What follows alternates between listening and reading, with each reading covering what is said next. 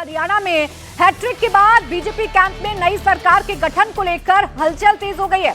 हरियाणा के कार्यवाहक मुख्यमंत्री नायब सिंह सैनी आज दिल्ली में हैं और उन्होंने प्रधानमंत्री नरेंद्र मोदी से मुलाकात की है। दोनों के बीच मीटिंग प्रधानमंत्री आवास पर हुई।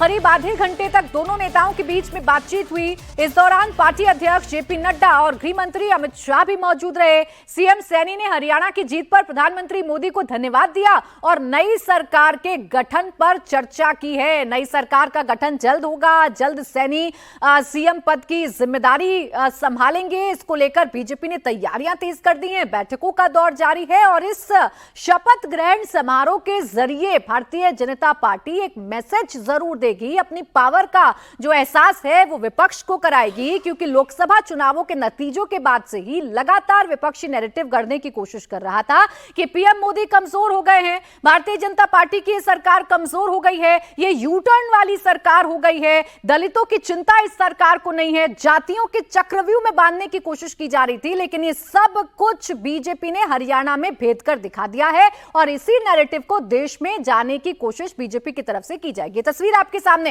ये तस्वीर इसलिए खास है क्योंकि अभी तक ऐसा लग रहा था, या मैं यूं कहूं कि कल तक जब से वोटों की गिनती शुरू हुई थी, ऐसा लग रहा था कि चुनाव बीजेपी के हाथ से चला गया है। लेकिन बीजेपी का माइक्रो मैनेजमेंट, सीएम सैनी का चेहरा और पीएम मोदी का जो मैजिक है वो हरियाणा में चला। इसका नतीजा ये हुआ कि भारतीय जनता पार्टी यहां तीसरी बार सरकार फॉर्म कर रही है। अब मुलाकात चल रही है। सीएम सैनी ने पीएम मोदी को धन्यवाद दिया है। प्रधानमंत्री मोदी से मुलाकात के बाद सैनी हरियाणा भवन भी पहुंचे हैं।